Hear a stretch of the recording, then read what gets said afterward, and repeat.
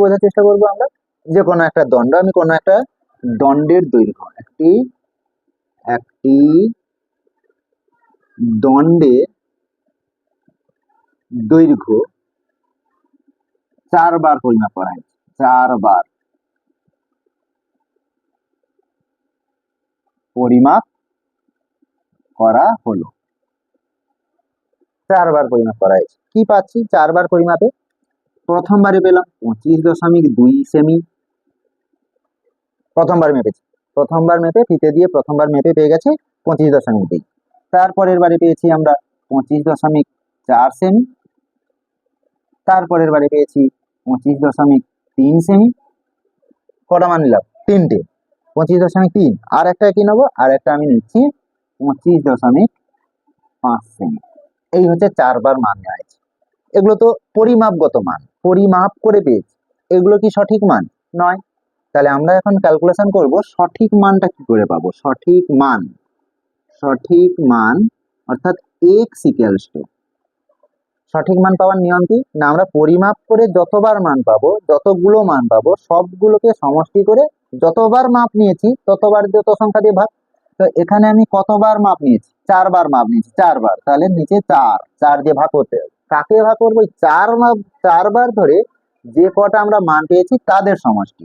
25.2 যোগ 25.4 যোগ 25.3 যোগ 25.5 সমান কি? এত একক কি হবে? সেমি এককে ছিল, সেমি একক রয়েছে, থাকবে। এটাকে ভাগটা করলে তোমরা একবার ক্যালকুলেটারে মেরে দেখে নেবে আমি ঠিক করছি কিনা, ভুল হলেও হতে পারে। 25.35 সেমি, তাহলে সঠিক মানটা কত? 25.35 সেমি। এই হচ্ছে আমাদের সঠিক মান। ওই যে দণ্ডের দৈর্ঘ্য, রডের দৈর্ঘ্যটা আমরা নিয়েছিলাম, তার সঠিক মান কত?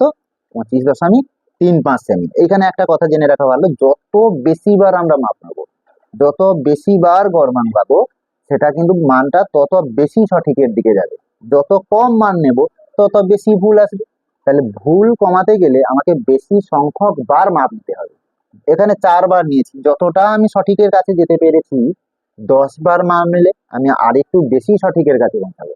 20 বার মাপ নিলাম, তাহলে আরো একটু বেশি সঠিকের কাছে আমরা পৌঁছতে পারবো। সঠিক মানটা পেলাম। চরম ত্রুটি, গড় চরম ত্রুটি পরে বার করছি। চরম ত্রুটি, চরম ত্রুটি অর্থ কি? চরম ত্রুটি মানে কি, কি করে পাওয়া যায়? পরিমাপ করে মান এবং সঠিক মানের যে বিয়োগফল, তাই হচ্ছে চরম ত্রুটি। তাহলে প্রথমবারে ডেল্টা x1 সমান কত পেয়েছিলাম পরিমাপ করে? 25.2, আর সঠিক মান পেলাম 25.35, এত সেমি সমান। আচ্ছা, এই বিয়োগফলটা নিশ্চয়ই মাইনাসে আসবে, আমরা কি করব? মড নিয়ে নেব। মড নিয়ে নিলে কি দাঁড়াবে? 0.15 সেন্টিমিটার, 0.15 সেন্টিমিটার প্রথমবারের ক্ষেত্রে। দ্বিতীয়বারের ক্ষেত্রে আমরা চরম ত্রুটি কত পাবো? Delta x2 equals to mod of 25.4 বিয়োগ 25, সঠিক মান 25.35 সমান, সেক্ষেত্রে কি হবে? 0.05 সেন্টিমিটার। 3 নম্বর বারে আমরা কত পাবো? Delta x3 equals to mod of 25.3 বিয়োগ 25.35, মড নিচ্ছি কারণ মাইনাস এলে সেটা মাইনাসটা থাকবে না, প্লাস হয়ে বসবে। বিয়োগ করলে কত হবে? 0.05 সেন্টিমিটার। আর একবার মাপ নেবো, আর একবার কোনটা নেবো? 25.5 রয়েছে 4 নম্বর বার, delta x3 sorry delta x4, সেক্ষেত্রে মড অফ 25.5 বিয়োগ 25.35 করলে কত হবে? 0.15 সেন্টিমিটার। এই যে যেগুলো পেয়েছি প্রত্যেকটা বারে, প্রতিটি বারে পাওয়া চরম ত্রুটির মান। আমরা বার করব গড় চরম ত্রুটি। গড় চরম ত্রুটি, গড় চরম ত্রুটি পাবো কি করে? গড় চরম ত্রুটি, গড় চরম ত্রুটি সমান, নিয়ম কি? যতবার আমরা ত্রুটি পেয়েছি চরম ত্রুটিগুলো, তাদের সমষ্টি,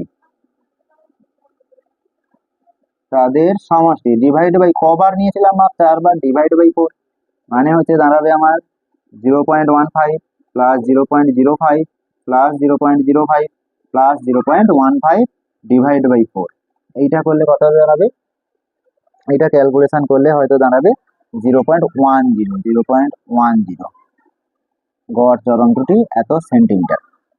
তাহলে গড় চরম ত্রুটি পেলাম। এবারে গড় চরম ত্রুটি থেকে আমরা যাব কোথায়, আপেক্ষিক ত্রুটি দেখবো এবারে, রিলেটিভ এরর। এটা অ্যাবসলিউট এরর গেল, মিন অ্যাবসলিউট এরর আমরা বার করলাম, মানে গড় চরম ত্রুটি। এবারে আমরা কি বার করব, রিলেটিভ এরর, আপেক্ষিক ত্রুটি। আপেক্ষিক ত্রুটি, relative error, relative error, relative error, আপেক্ষিক ত্রুটি। কি করে পাবো আপেক্ষিক ত্রুটির নিয়ম কি, আপেক্ষিক ত্রুটি সমান কি, আপেক্ষিক মানে সঠিক মানের সাপেক্ষে যতটা ত্রুটি। সঠিক মান কত পেয়েছিলাম যেন আমরা, সঠিক মান ছিল হচ্ছে 25.35, এটা ছিল আমাদের সঠিক মান।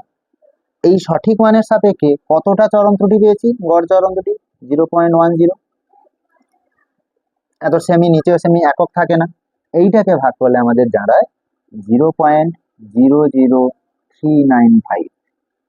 এটাকে ভাগ করলে কি দাঁড়াবে, 0.00395। তাহলে আপেক্ষিক ত্রুটিটা কি করে পেলাম, গড় চরম ত্রুটি যেটা ছিল তাকে সঠিক মান দিয়ে ভাগ করেছি, অর্থাৎ সঠিক মানের সাপেক্ষে কতটা ত্রুটি পাওয়া গেল, তাই হচ্ছে আপেক্ষিক ত্রুটি, যার পাশে কোনো একক হবে না, কারণ আপেক্ষিক ত্রুটির কোনো একক নেই। শতকরা ত্রুটি কি, শতকরা ত্রুটি,